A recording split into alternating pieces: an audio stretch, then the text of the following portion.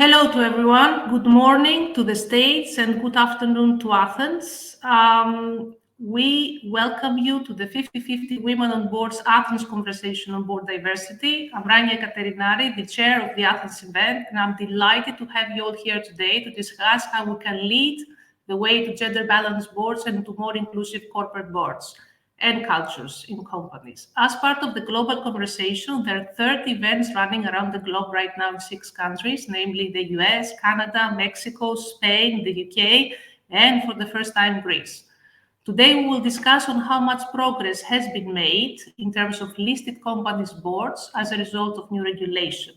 We're also going to learn how effective some companies have been and how they've led with intention and purpose to accelerate gender balance and the main catalyst for change besides complying with quotas and regulations. We have a wonderful VIP panel, which will talk about how themselves are advocating and educating and supporting female talents in their organizations and how actually they're leading their organizations with purpose to put forward strategies for more inclusive workplaces. Myself, I've been an executive member of the board for more than 10 years because I was serving at C-level positions. But since 2021, I'm an independent board member in 3 listed companies. So it's pretty amazing to be on both sides of the table and see how difficult but also important it is to put together strong boards that they have qualified corporate directors and boards also who are diverse. We need diversity because it's impossible to be able to define strategy. It's impossible to be able to support senior management in times of great uncertainty and challenges without having different voices, different mindsets, people with different skills and experiences in the boardroom. That is why it's important to create a pipeline of future female candidates that can become future business leaders and be nominated at the board position and also in one of the chairmanships, either of a committee or of a board. Today, I'm particularly happy and honored that we have at our panel to make the introduction, Bertie Berghammer, who is the soul and mind behind the 50-50 Women on Boards organization. Betsy, welcome. Betsy will give us a little bit of flavor about, what is happening in the States, give us some data and statistics. She will also talk about the organization and progress that has been achieved since it was established, I think, 10 years ago. So Betsy, welcome.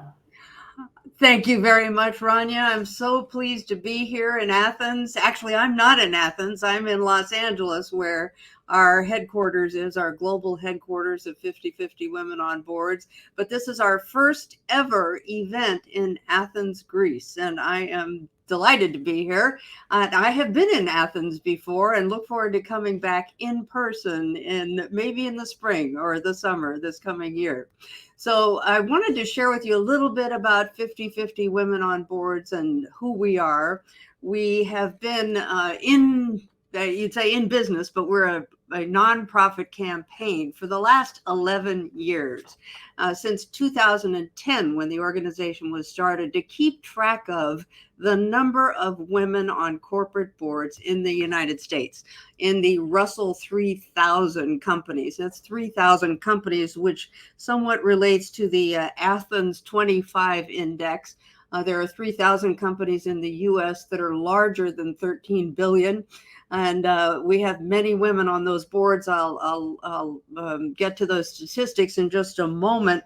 But I wanted you to know that the importance of 50-50 Women on Boards is to advocate globally about our mission to increase the number of women on corporate boards to 50%. And I know that's past the Greek law at this moment, but to 50% over the next few years. And hopefully with our efforts and continuing publicity campaign and the shareholders continuing pressure on companies, as you have been doing in Greece, the numbers of women on boards will increase. And why? Because it's good business for companies to have women on boards. So we educate women and we partner with companies and we also measure progress. So that's where I'm getting to our slides today.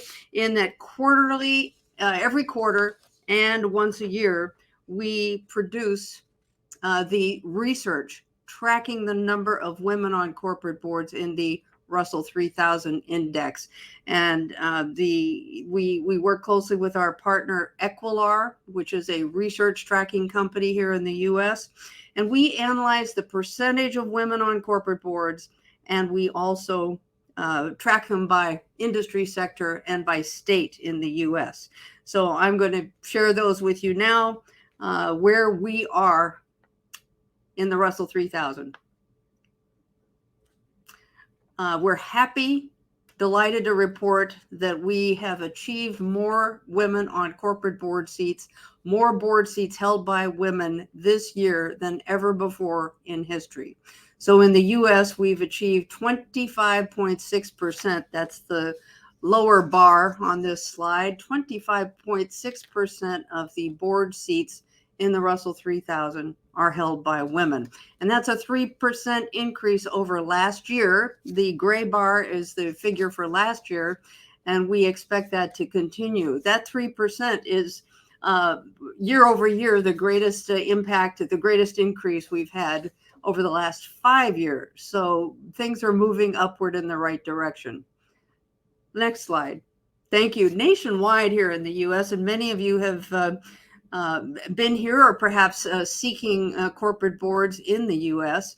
Nationwide, we were really surprised but pleased to find out through the research that this year 7% of companies here have already achieved what we call gender balance, and that is 50% women and 50% men on the corporate boards. And with our efforts, we hope that's going to increase over the next 5 to 7 years. And the number of companies with 3 or more women on their boards, because of all of the pressure and all of the realization that this is good for business, the number of companies that have 3 or more women on boards has increased to 34%. That's over a third. And that's a huge increase from just last year, which was only 26%, as you'll see. And the number of companies with 0 women have gone to practically none, down to 4%. Thanks. Next, I'd like to just share with you, however, that our goal is also to increase the number of women of color on corporate boards. And the percentages of people of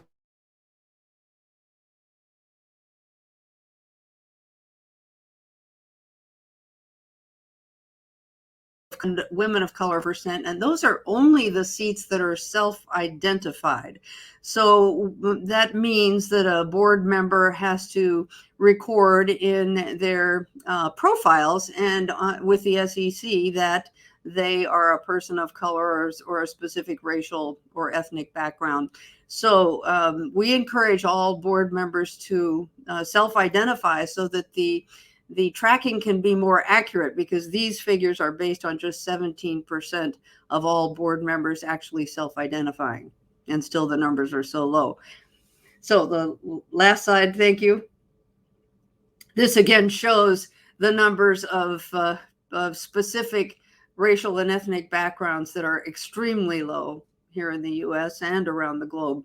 But the numbers of men and women of color are less than 1% in the various categories. So we have a lot of work to do to help increase this number as well.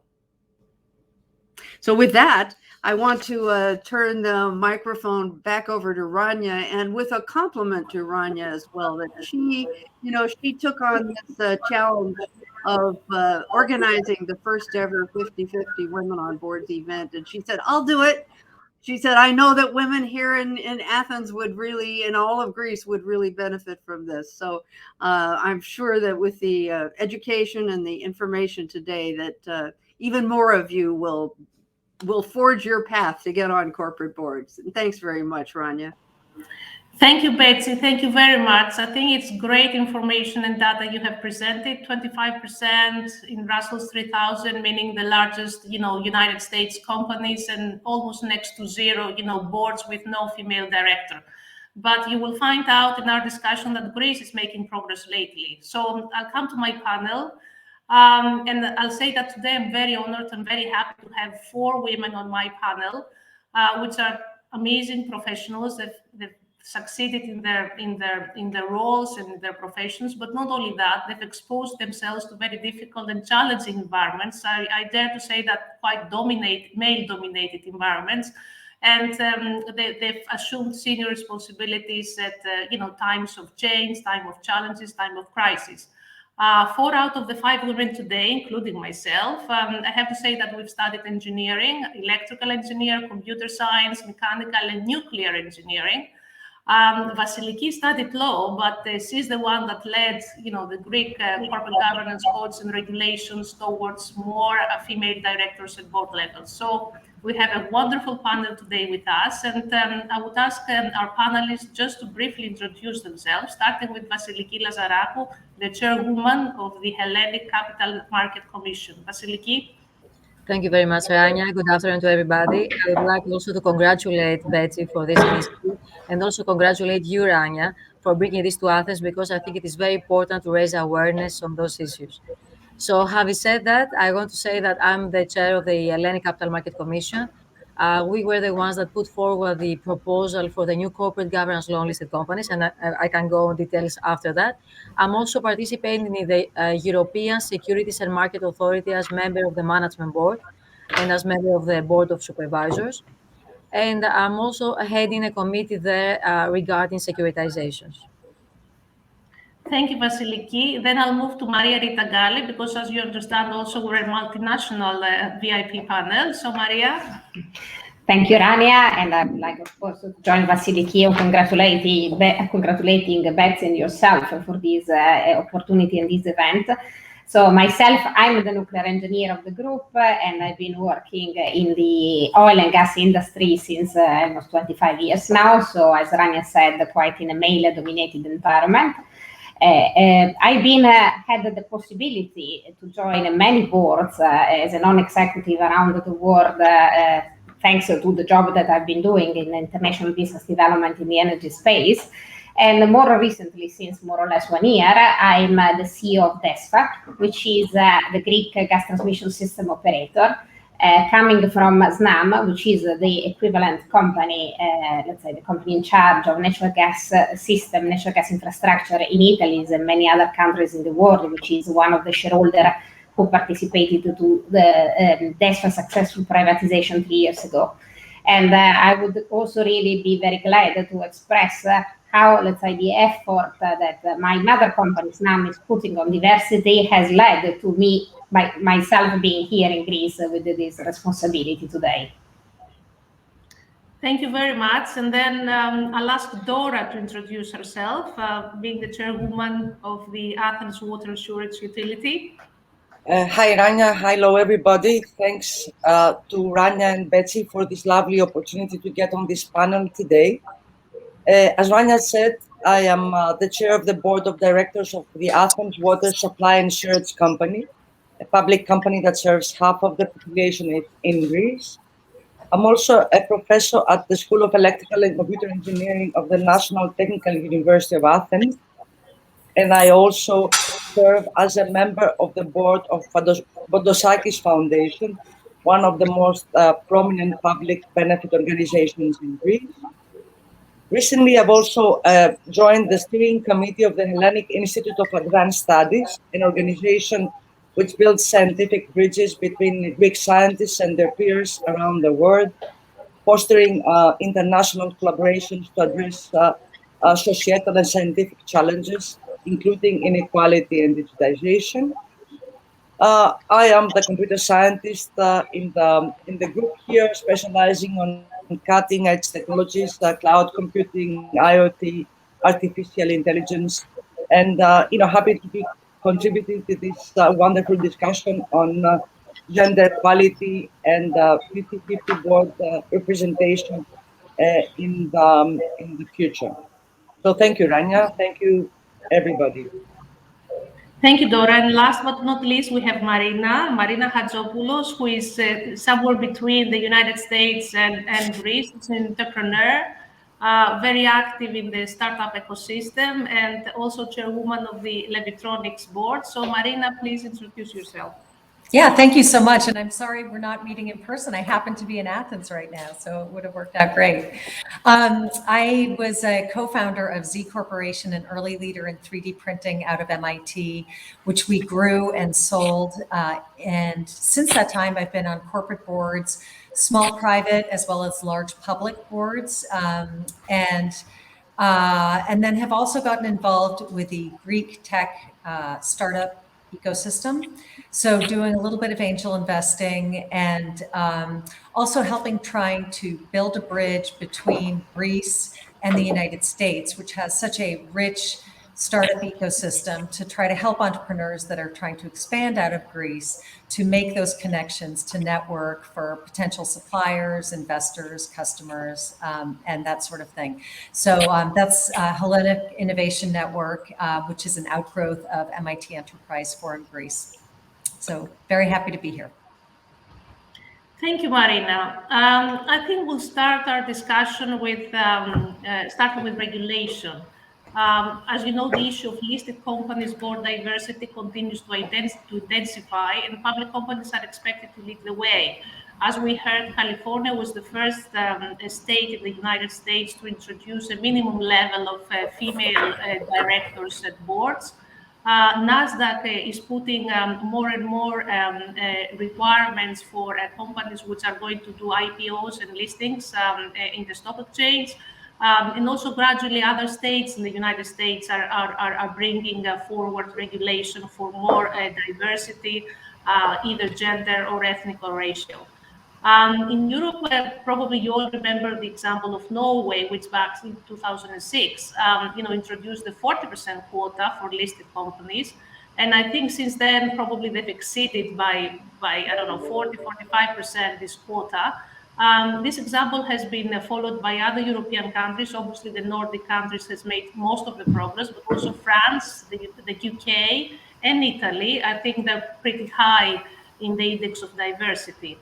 In Greece, we modified in 2020 our corporate governance law, and we've introduced new, let's say, requirements for listed companies in terms of gender parity at board level. But I think Vasiliki, which under her leadership, we had this new law 4706 introduced in 2020, can tell us a little bit more about that and how much change we have witnessed basically from 2020 to 2021, a very short period of time, but I think with lots of progress. Vasiliki, can you tell us a little bit about that?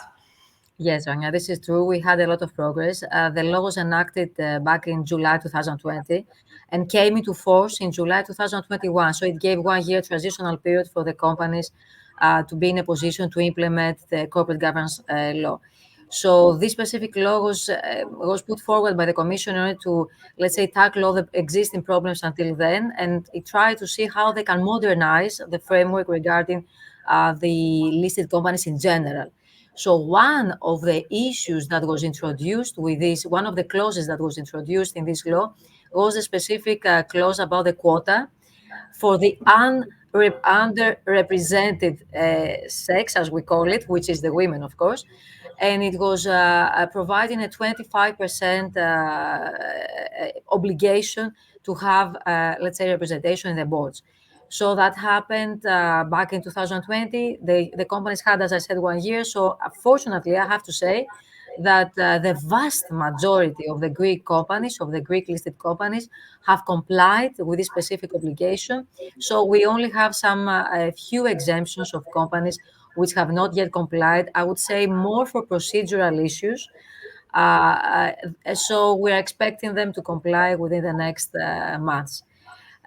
So we have to say that we are happy because it seems that that specific clause changed the whole, let's say, the whole image of the Greek corporate, let's say, the Greek corporate environment, because from the 10% that we used to have, because according to the Greek statistic, we saw that there was something about 10% of women being represented in the boards of listed companies.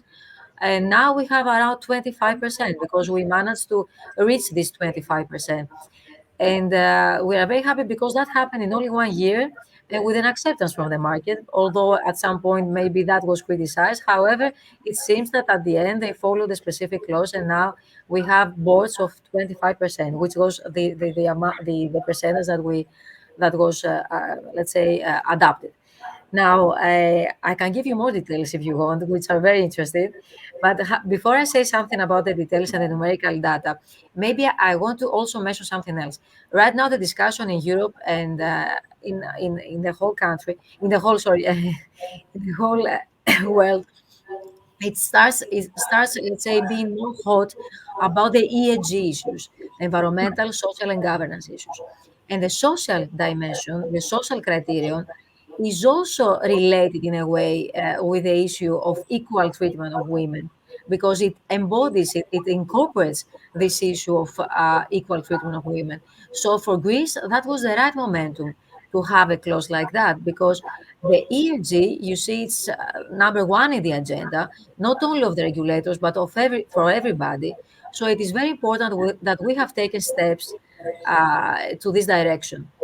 And it's not only the corporate governance. So let's say, because also we have the issue, the governance, because as you know, environmental, social, and governance has also the governance dimension. So Greece already took a step for the governance dimension because there is no uniform worldwide, let's say, there is no uniformly corporate governance nowhere. So each country takes its own step. So we have taken this step last year because we modernized our framework. Plus, we have inside this corporate governance law succeeded in also taking into account one very important element, which is the providing equal opportunities, providing equal treatment for women in the boards of listed companies. Vasiliki, from what you said, basically that brings to my mind two questions. One question is basically, do you think, as yourselves as regulators or ourselves as female professionals, that diversity can happen naturally? What I'm trying to say is that, is pressure from shareholders, pressure from institutional investors a sufficient motivator, or at the end of the day, to make real progress, we want government will and regulatory actions, policymakers, to make decisions like the one you made in order to make some progress. So that's one question. I mean, so it's the debate between quotas or things happening naturally. And the second question is that, when we introduce obligations and quotas, does this really change the corporate culture, in the sense that, companies have to comply, but that does not necessarily mean that, they take diversity as a must have, that, it's a human imperative. We need to have more women, at positions of leadership, responsibility, and so on. Or is, it's nice to have, or need to do it because the law says so. So two questions: do we need quotas, and if we have quotas, does this change the corporate culture in its sense? Does it change the corporate mentality? Does it remove biases? Does it give more space to women?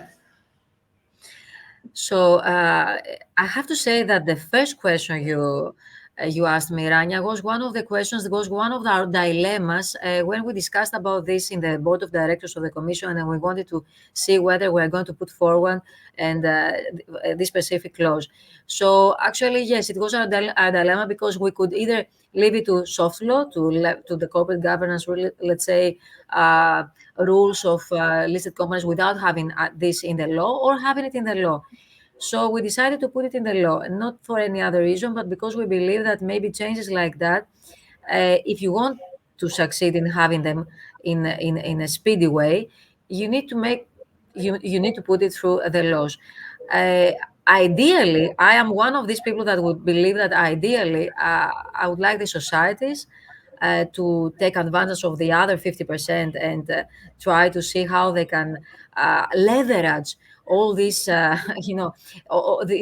power and the capacity of women as well, so that we don't have to introduce this in any kind of law.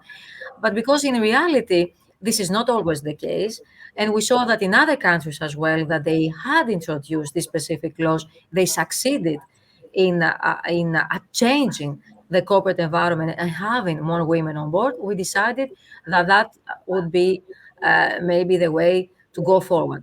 So this is why we proposed to the government, and that was accepted, to have this specific quota in the corporate governance law. And I think that was the right momentum, because also it was not only the government but also the parliament voted in favor of this specific quota. So it seems that we believe that we did the right thing, because it was it was the right momentum to do something like that here in Greece. And actually, I saw that other countries in Europe followed. Not only Greece, but also the other countries that have done it, like Germany. Absolutely. After Yes, that, yes. was one of the countries that followed also our example, let's say. Now, about the second question, I have to say that the most important thing when you have the law is, as you mentioned, the mentality, to change the mentality. So this is the hard part, and this is our bet as well, because we need to see that how this will change. And believe me, because I'm a corporate lawyer business lawyer for more than 25 years, I can tell you that the lawyers can succeed very well in trying to see to make companies comply to the letter of the law. But the most hard thing is to change the mentality so that the companies comply in essence and in reality in what the corporate governance law says. So the big bet is to make sure that the mentality changes, and I think that this may only happen slowly by, let's say, in a way that the companies will understand that this will be for the benefit.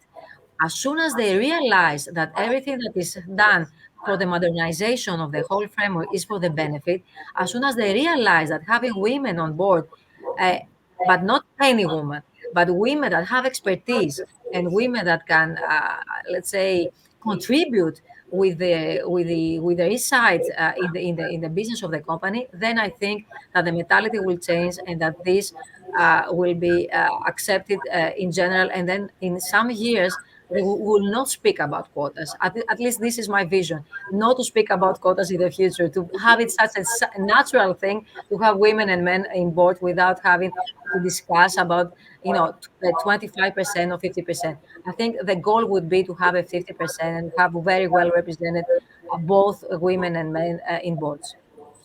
Angeliki, coming from the business side, I totally agree with what you said. So, and it will be interesting to discover what our other VIP panelists will say and what we believe about that.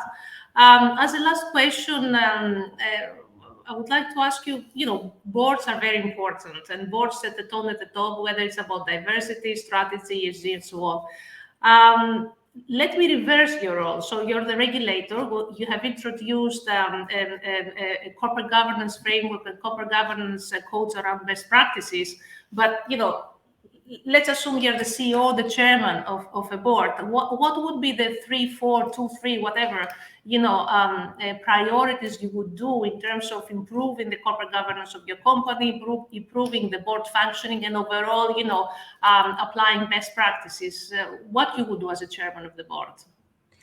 Apart from trying to implement the law as the law, states, I will do the step further that I just mentioned before. I will try to change the mentality, because it's one thing to have an independent member who is just a friend of mine who comes to the board because fulfills the relevant criteria that the law says, and it's another thing to find a person that is an independent member and can really contribute to the value of the company by the expertise, by the knowledge, by the education, by everything. So I would try to change the whole mentality, and the tone is given by the top. So I think that would be my efforts to change the mentality and try to conform in reality, as I said before, in essence, and not just simply obey to the letter of the law. I think it was wonderful what you told us. I think it's great news that Greece is making progress. It's basically, I understand, 25% now in terms of female representation at the boards of listed companies, or at least of the 25 large companies index. So, we're making progress as Russell 3000 index. So thank you very much for that. Set the tone at the top. That's very important, and also create a pipeline of qualified, female professionals that they can feed, board positions with the right skills and the right experiences, qualifications. So thank you very much for that. Now we'll come to the business part of our panel.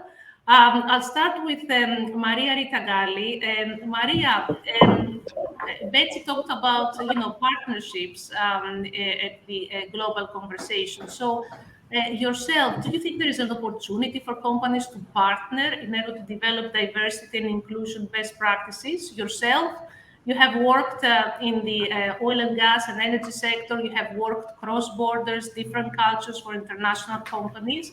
And now you're representing an international group of shareholders in DESFA. So how can you think it's possible to introduce and adapt to Greece, practices that have been successful as well in terms of diversity and inclusion at all levels of an organization?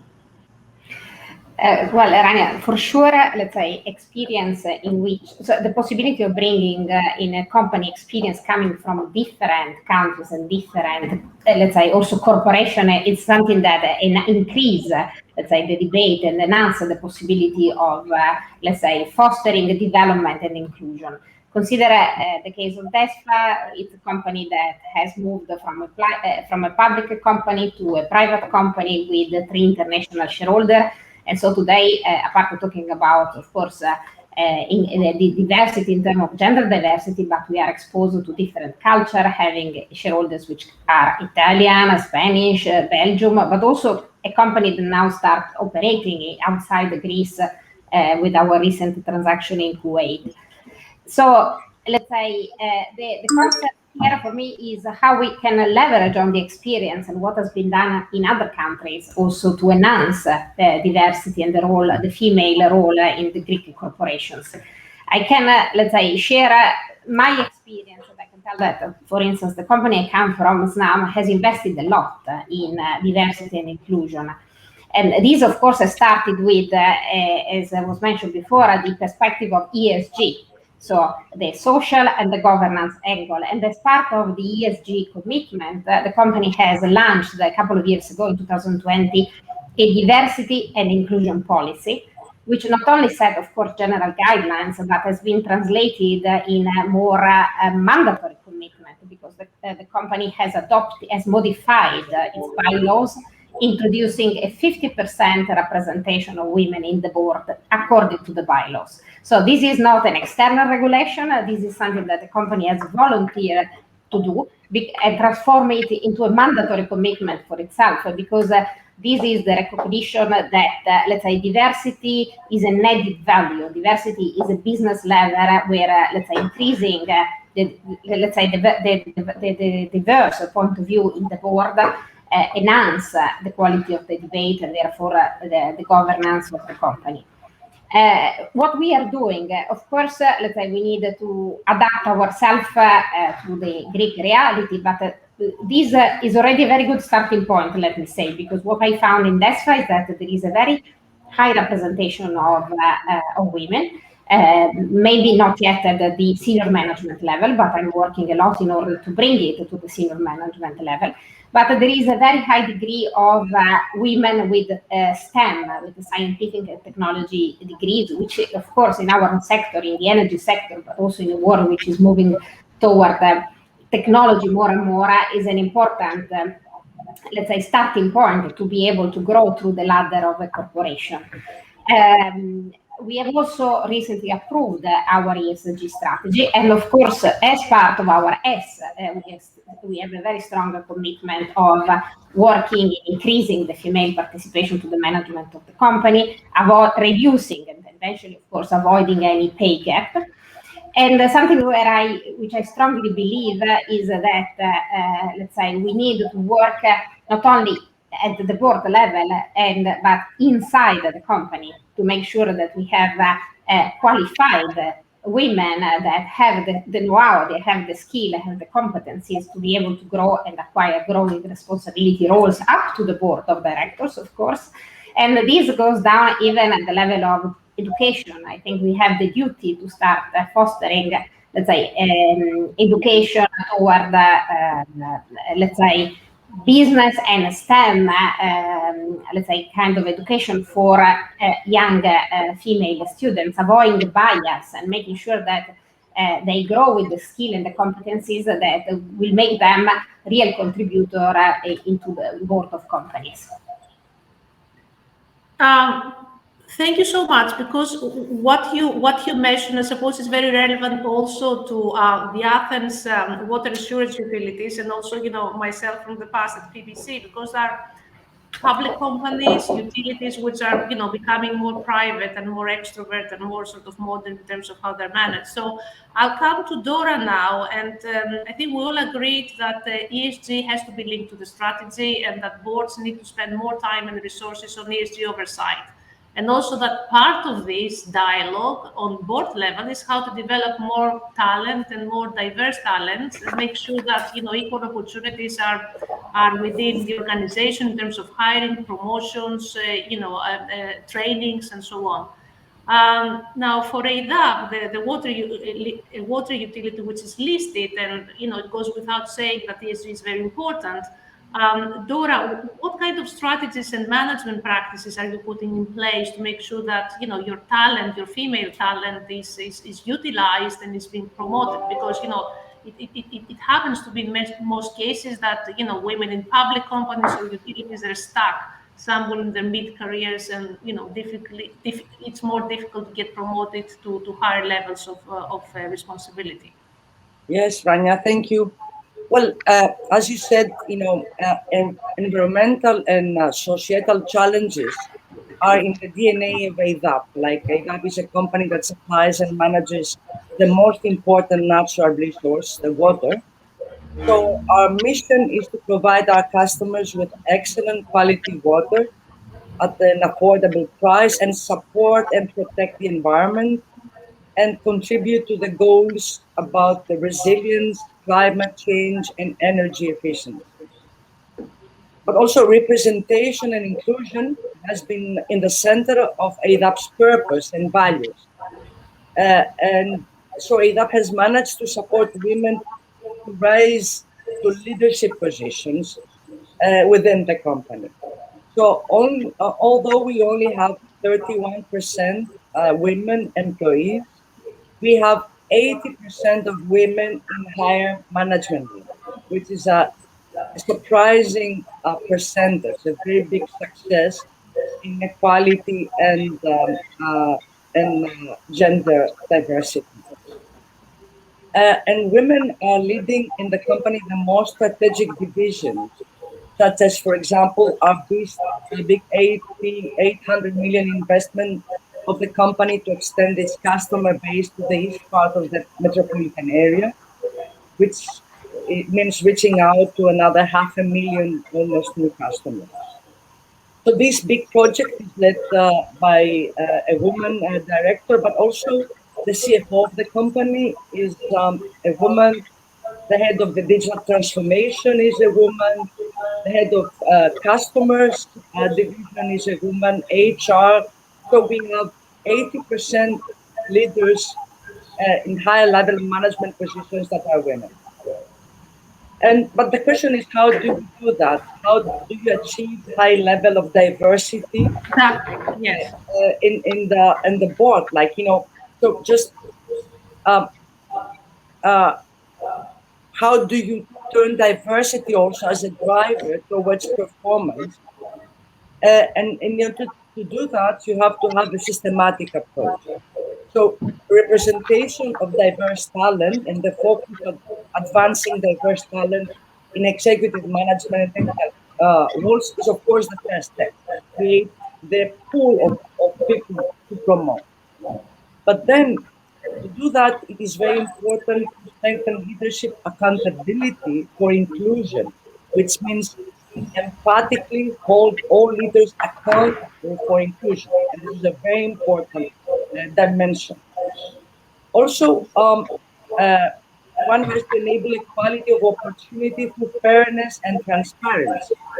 Like, for example, promotions and pay processes and criteria should be transparent and fair to all, both men and women. Another important issue is to promote openness and tackle microaggression. So one has to have zero tolerance policy for discrimination and also bullying or harassment, for example. So this is very important to advance diversity and advance women to high management positions in a company. And then last but not least would be to, to build a multi-varied diversity culture in the country, in the company, which, for example, allows all employees to bring their whole selves into work and feel comfortable with that. So I think, Rania, this gives more or less what I think it's in the dimensions that are important, not to create the pool of diversity in the company, but also advance women to leadership positions and maintain and for the benefit of the company and for its profitability and its efficiency. I totally agree with you, Dora, and I think it's important that big companies like ADAP or DESPA, to give to women the opportunity to try different roles and different things within the organization, because sometimes they're sort of stuck to this doing the same thing and wait to be promoted after years or decades when a position opens. But also the women themselves to be more let's say aggressive in how they pursue the careers and sort of the advance to positions of high responsibility. I'll come to Marina now, and I would like to ask you, Marina, that we all know that institutional investors are pushing for more diversity, and we've seen cases that sometimes they vote against, certain nominations of the nominations committee at the general assemblies if they think that the members proposed, the corporate members they don't have the right profile, or they don't add to the diversity. in your experience in the States, and because you have worked and invested in the technology sector, which is by itself more open-minded, more disruptive, more innovative, and forward-thinking. How did you manage, practically speaking, to remove historic roadblocks and bring more candidates to the boardroom or to senior leadership positions? We've seen many women CEOs in large companies in the States. So what you have seen in practice happening and what is really helping to that direction? Sure. So in my experience, and I've been on public company boards that wanted to bring in more women onto the board, but it's important to recognize that when a board is looking for a new director, first of all, they're not trying to put up roadblocks for women or diverse candidates. What they're looking for is, number one, the simplest solution, because everyone's busy and they want to find someone without a massive project. And you also need to appreciate that board culture is extremely important for a board to operate productively. So they don't want to just hire somebody that is a complete unknown, because they don't know if that person will fit in with the culture of the board. And so generally, boards like to bring in someone who at least someone on the board has already worked with previously. And that's where it gets very tricky, particularly in tech, because there are fewer women in senior positions at tech companies. And so it's very risky for a board to bring on someone they don't know. In terms of my advice for women who are looking for these opportunities, it would be to look for opportunities to network, take on and make sure to mention to everyone you speak with that you're looking for, let's say, a public company board role.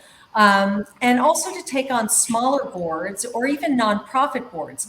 That, number one, will expand your network, and it will give you exposure to people who are on other boards. And so then when they're looking to fill a role for a new board position, they already have experience with you. And so they can say, I've worked with this person, and they would fit in very well with the culture. So, and that was how I got into my first public company board, was having some experience at a nonprofit organization, a large nonprofit for mechanical engineers. But it gave me that board experience that I could then draw upon and I could point to say, yes, I am qualified to sit on a public company board. Which again brings to my mind a very simple rule, which probably Vasiliki will agree with me, that now that we have 25% women on boards, we need to serve as allies to each other, and whenever there is a new board position or nomination, we need to recommend other women. So we need support from other women, but we need to give support to other women by recommending them to nominations committee and expanding networks and expanding access to a different pool of candidates, which for whom we can assure that they will fit into the culture and that they have the same values. So that's a very important point to take away. Now I'll get back to something which is it's a little bit worrying, in the sense that the pandemic caused, and as McKinsey research shows, the pandemic caused women to left work at much higher rates than men, and obviously that has a very impact on the future pipeline of women in mid careers and senior careers, as they're leaving because of issues they had to cope with COVID-19, family obligations and so on. So that's a question for Maria Rita. I mean, how do you see that being addressed by companies, meaning to minimize this employment gap and inequalities for women, usually working mothers, that they have to face, and manage different things at the same time? What kind of tools or support you give to these women to make sure that at the age of 30, after in the second year of their careers, they don't just leave or they don't just stagnate in their roles because they have so many things to do outside their work? Well, in this case, I think that the pandemic has been a big problem, but also a source of a solution, if we may say so, because let's say we have all learned, and this has been an acceleration of change with respect to way of working, breaking a lot of bias and breaking a lot of preconcept that this cannot happen, that we can work in a very different and very more flexible and agile manner.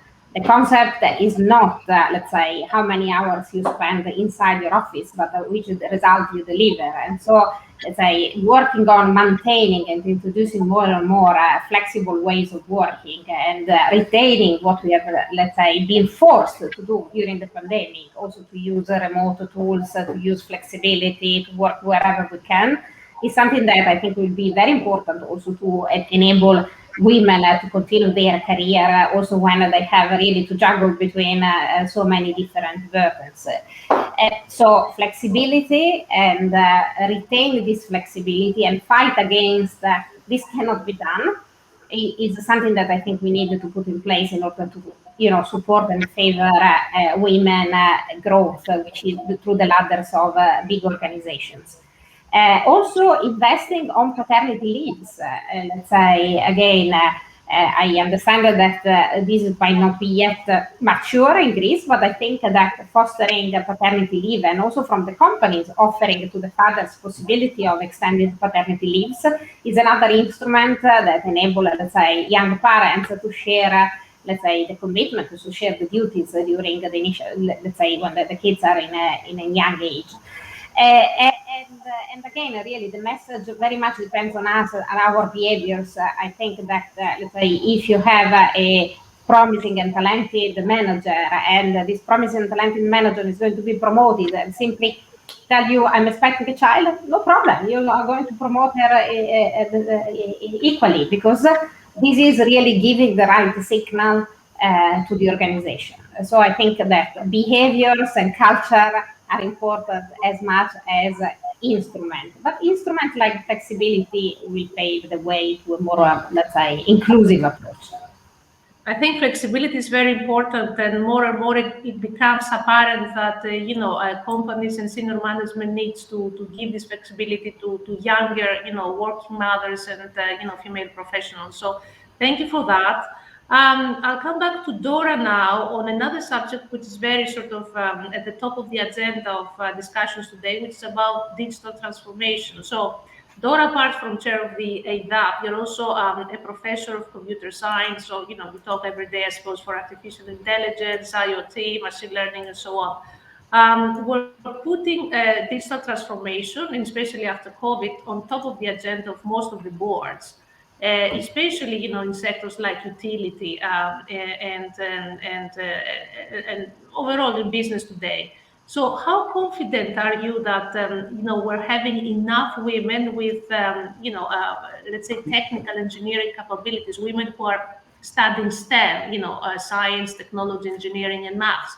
Because I remember when I was an electrical engineer, I won't say how many years ago, decades ago, but still it was 3 women in a class of 150. So how this is changing? How now we're trying to sort of have more women that they're following STEM, and they're going to be the new talents and the new leaders of the future in much more digitalized world. Yes, Rania, you're right. I mean, the underrepresentation of women in STEM is a huge issue. Just to give you some numbers from my department, which is the computer engineering department of the National Technical University of Athens, we only have 16% of undergraduate class of women in our department. When I were a student at the same university, third of a century ago, that was 10%. So that's only 60% of increase in a third of a century, which of course is not a change of rate which is satisfactory, right? Of course, at the graduate level, we have more women, like we have 25% of the class women, which actually is an indication that once women are in STEM, they do even better than their colleagues, their male colleagues. Also, women professors in the department is about 80%, which is also a very small representation. So the question is now, what is keeping young women from getting involved with STEM and technical studies and careers? And of course, the phenomenon has been extensively studied. And the primary factor that stands out is, of course, bias, gender bias. And there's an excellent book that suggests that I have read recently, which is called Limitless Mind by Joe Bowler, that explains there are two elements in this bias. The first is the way young women perceive themselves as individuals. They're not men, they're not capable, or they do not enjoy STEM studies. And the other is that a big part of their peers uh, perceive them as such. So when they become STEM students or they have a career in STEMs, they perceive that they do not fit in this role.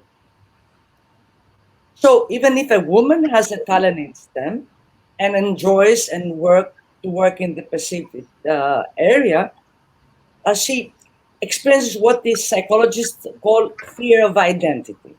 Okay, and of course in these panels we are almost a house full of exceptions of engineers, but maybe we have been uh, uh, happy or lucky to be have been raised in open-minded families, or have peers that were open-minded, or we had the blessing of inspiring and supporting teachers, right? So to be able to find systematic ways to overcome the consequences of biases is not interesting. So identifying a bias is not a solution to overcome the bias, because bias is a reflective, unconscious decision. Okay, so it's like an optical illusion. You can be explained that you're having an optical illusion, but you cannot keep from having this illusion, right? So one has to have systematic methods not to eliminate biases, but to overcome biases. So, like systematic ways to hygienize hiring, for example, in promotional decisions that overcome gender biases. Actually, there's a great book by Daniel Kahneman, the Nobel winner. His new book is called Noise. The previous book was called Fast and Slow Thinking, which it's a great anthology on biases. But now Noise has a suggestion of a strategy, a mediating assessment protocol to do the biasing. And this is very useful if you talk about corporate environments. But when you're talking about young girls and their peers and their families, it's areas where you have very little control, right? You can use the biasing and mediating assessment to overcome biases in the corporate level. But what is the control that you have in a family? I think the natural place to handle this is the school. And I think that uh, the school provides a better area to control this paradigm change. For example, strengthen teachers' accountability on the performance of their female students. Give, for example, rewards and incentives to have successful performance in advising and leading to a gender equal representation in STEM. I think that that's what lies ahead of us, Rania. Okay, but to be honest, the message and the data you have given us is a little bit worrying in the sense that, we're talking about 25% of women. We're talking about, the future jobs. Most of the future jobs and value-added jobs in the future will relate somehow to STEM. And, you can imagine a board of the future in 10, 20 years from now without having at least one or two or three board members who do not understand technology, digital, and so on. So, we have to do something about that, and probably we'll discuss it later, how to either remove these biases or, encourage and, drive more women, more, young women at the age of, I don't know, when they make the choices and career choices, to go into STEM. Now, I'll get as a last question, I'll get to Marina, and we all talked about, boards, at the end of the day, they need to have, corporate directors that they have value-added expertise. So it's important to have the right experiences and the right skills. So what do you think these kind of skills are in the technology sector, for example, and the startup ecosystem where we have experience? What are the skills we're looking at if we're going to assess a female candidate for a board position which somehow is related to technology or services around technology? So industry expertise is a huge advantage. Really deep knowledge of the industry. Having prior board experience is extremely valuable because being on a board is very different than being in management. And so understanding that distinction about the role of governance is very important. But also having senior level management experience is very important to understand, for example, with startups, there's always going to be a rocky road. Times are going to be rough. One board, a public company board I joined, a week after I joined, the market plummeted by 50%. And so, understanding that these things are going to happen and not to, go crazy with that. And then there are specific targeted areas that boards are often looking for, such as digital marketing, technology, just comfort with technology. Being a sitting CEO, and ideally a sitting CEO of a public company, is extremely valuable for a board. And then many public company boards in particular they're required to have in the US a financial expert or an audit chair. And those spots are very often difficult to fill. And that's one area that is very rich opportunity for women because there are a lot of women in finance, in accounting. And so they are well positioned to take on those kind of board seats. So that is something very important to sort of put forward. And it's important for women to understand their own value add and be able to explain it in 60 seconds or less, as well as any relevant experience that may or may not be obvious from your CV. But really being able to encapsulate which of these areas you can add value to the board in a very succinct way is very important. That's very important as an advice. Thank you very much, Marina. I would like to thank you all for our discussion today. It has been a great pleasure to see you and talk to you all. I would also like to thank 50/50 Women on Boards. They've helped us to put this panel together and to make this happen. Obviously, Betsy, who is the soul and mind, behind the whole organization and about, the passion about, diverse boards and diversity in corporate cultures. As some key takeaways from today's conversation, but also having attended the global conversation which took place almost a week ago, I would like to say that from the company side, the notes I've kept that is important, for senior management at the board to set the tone at the top and raise awareness within the organization why diversity and inclusion matters. That it's something that we should adapt and we should have rather than being nice to have. The second one, which I sort of figured out that is very important, is that we need as organizations to partner and collaborate with other organizations. We need to share experiences about, what kind of practices they're putting in place to enhance and accelerate diversity, and also tap their networks for new talent search. Obviously, for mid-career women, it's important, and for early career women, it's important to spend a little bit of time to coach and mentor them, but also, give them access to training programs so they can develop the right skills and the right experiences and profiles in order to be able to get to more senior positions and at the end, be nominated at a board. And as part of ESG, I think it's also to put in place some metrics to measure the results we have, diversity indexes and metrics to see how much progress we've done. And it's nice to report it as part of our sustainability report. Now, coming to the female professionals, and this is something that you will have the chance to discuss it at the breakout sessions that will follow the VIP panel. I would say that number one is to network. networks are very important to gain access to other female professionals. And when I'm saying networks, that does not necessarily mean professional networks, just exchanging business cards and stuff.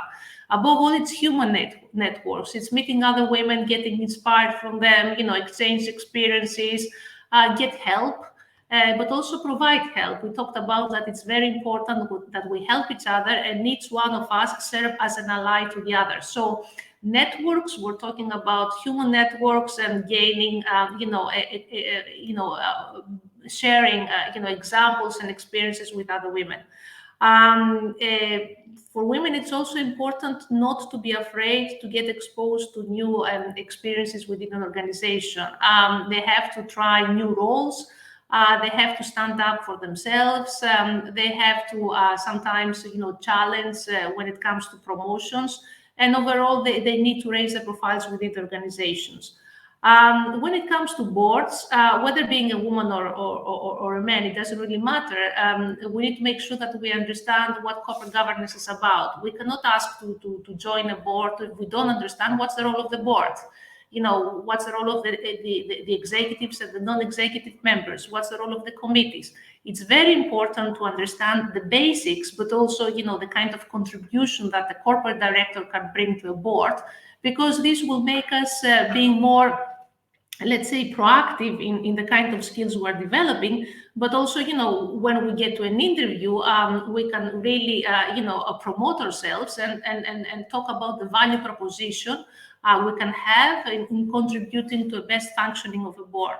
So it's important to understand corporate governance, and it's important to understand, the roles, responsibilities, and sort of the contribution of a corporate director at a large company's boards. But, if sometimes it's difficult to immediately, gain access to a large board, start by getting experience to smaller boards. It cannot necessarily be listed companies boards. It can be startup companies boards, or it can be, private companies or family companies boards, because they need as well to advance in terms of the corporate governance. Now, as I said, we have some networking and breakout sessions. We have one for mid-career and we have one for senior career women. Those sessions will take place immediately afterwards and will be run by two experienced coaches, Iro Athanasiou, who has been in the senior managerial positions, both abroad, but also in Greece. He was CEO of Unilever in Greece and Cyprus, but also Natalia Nikolaidis, who would lead the senior career coaching session, who has been in very senior positions abroad for Credit Suisse and overall in the financial services sector. And she also serves today as a corporate director in large listed companies boards. So I would urge you to pick, based on your sort of the phase of career you are and the kind of advice and dialogue you would like to have, to pick one of the two coaching sessions, because they will run in parallel. So go to your left side of your screen and click agenda, then pick up the session you would like, then click join now. And if you have any problems, go to the help center and ask for help. I would like to thank you all again for participating in today's event. I hope that we will have the chance to repeat it next year, hopefully in physical. It will be much nicer. But also I urge you to network and sort of join events that 50/50 Women on Boards will do throughout 2022, whether networking events, workshops or other, important events. And see you soon. Bye.